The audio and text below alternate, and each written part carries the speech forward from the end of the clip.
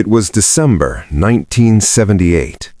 Muhammad Ali sat in a vast hall of King Khaled's palace in Riyadh, Saudi Arabia. The room was silent in a way that made every sound feel amplified, like it carried farther than it had any right to.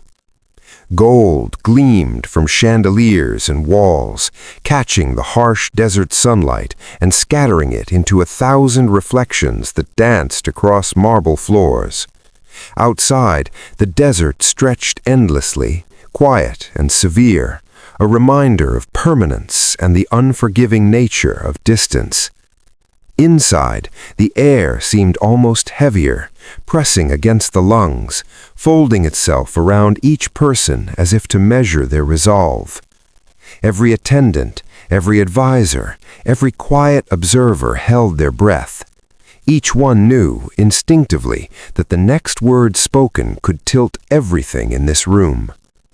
Ali leaned back slightly, eyes sweeping the hall. The faces were polite, respectful, curious, some expectant, others carefully neutral. But beneath the surface, a tension pulsed, silent and insistent, like the faint vibration of a drum waiting for the first strike. King Khaled entered quietly, moving with an ease born from centuries of inherited power. His gaze, measured and calm, settled on Ali, as though weighing the man not just by what he had done, but by what he might do next. The interpreter spoke softly, translating each sentence with meticulous care. "Mr. Ali," the king said, "you have brought honor to Islam." There was weight in the words, an acknowledgement of courage, a quiet expectation. The room seemed to hold its breath again.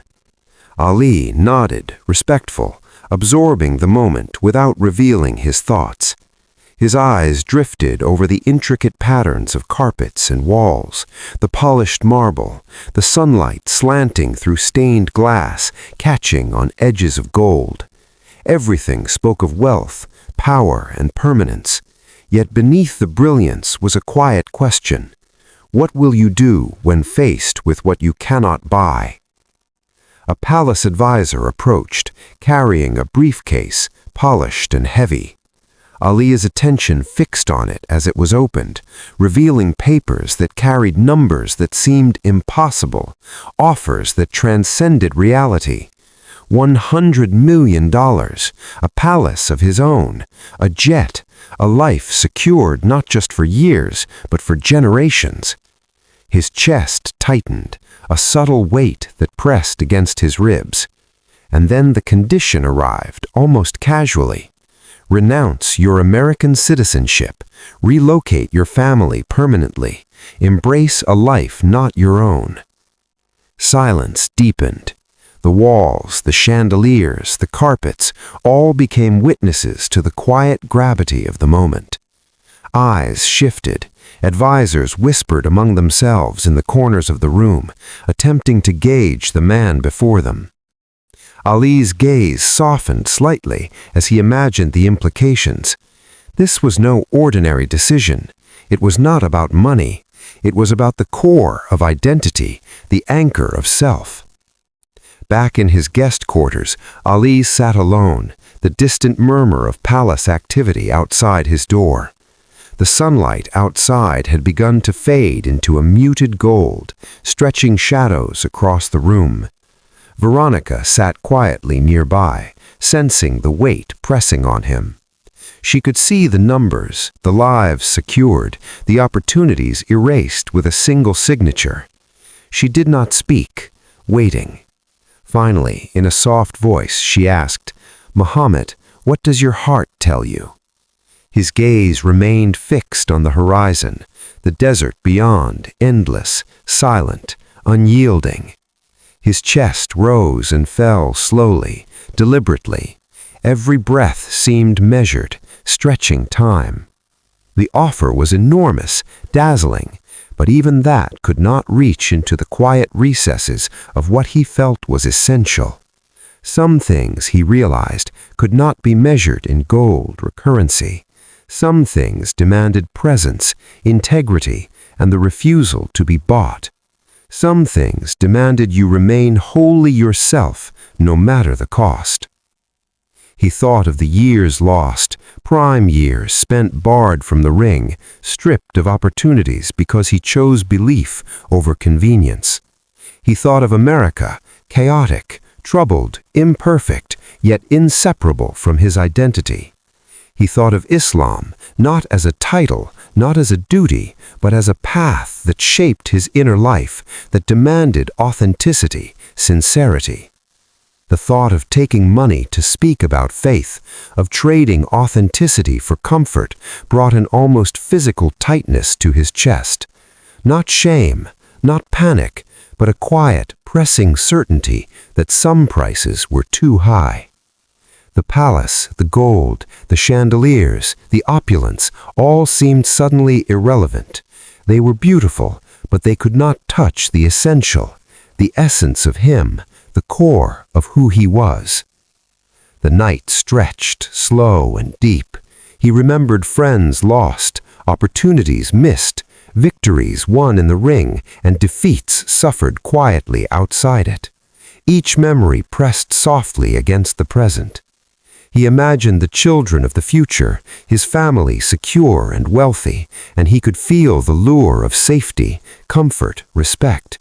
Yet even as he imagined it, the pull of compromise created a subtle tension in his soul, an uneasy knot. Could he take the money and still be Muhammad Ali? Could he accept the king's generosity without losing the thread of authenticity that had guided every choice he had made? The question lingered longer than any calculation. The next morning, the hall gleamed under a harsh desert sun, every surface brighter, more assertive. The king waited, confident, calm, expecting Ali's agreement. Another $20 million had been added overnight, along with the promise of a mosque built anywhere in the world. The offer now seemed irresistible to anyone else. But Ali's gaze was steady, calm, measured. He rose slowly, shoulders squared, chest open. His eyes met the king's, and for a long, silent moment, the room held still, each breath suspended. Presence carried weight here, unspoken, undeniable. And then Ali spoke, calm, direct, certain. "Your Majesty," he said, "I am honored by your generosity, but I must respectfully decline." The room froze. The words hung suspended. Advisors glanced at one another, mouths opening slightly, disbelief written plainly. Ali continued, measured, deliberate, eyes unwavering. "I became a Muslim because it is right for me, not because I am paid to follow it. If I accept your money, people will question my faith, my integrity, my sincerity. I want to represent Islam as Muhammad Ali from Louisville. I want to show that one can be devout and American at the same time. I cannot speak authentically if I am being compensated to do so." His hand swept slightly across the hall, gesture almost imperceptible. "This palace is beautiful, but my home is in America, with all its problems, with all its challenges. I cannot fight for justice here if I am not part of it. I cannot teach faith if I abandon the soil that shaped me." The king remained silent, absorbing each word. Ali paused, breath measured, eyes calm but unwavering. "I want to be a bridge between the Muslim world and America, but a bridge functions only if anchored to both sides." Silence stretched. The room, opulent and imposing, seemed secondary to the quiet certainty of his voice. Then, after minutes that felt like hours, the king spoke, slowly, deliberately, with admiration. "In my life, I have never met a man who would turn down such wealth for such reasons. Your choice proves who you are." He stepped forward, hand resting lightly on Ali's shoulder. "Your refusal honors me more than acceptance ever could. You are right. faith is priceless. Ali left Riyadh with nothing, no palace, no jet, no money. He returned with certainty, authenticity, and the knowledge that some victories are not measured in titles or trophies. The cost was real. Comfort would elude him, financial pressure persisted, health would challenge him, Parkinson's disease would test his body and his endurance. But the choice remained intact, unbroken. Slowly, word spread through diplomatic circles, then the world. Leaders cited his example. Scholars noted the purity of his choice. The act became a benchmark for integrity, a standard for anyone tempted by power, prestige, or wealth. Young athletes, public figures, those who would face similar tests, looked to that day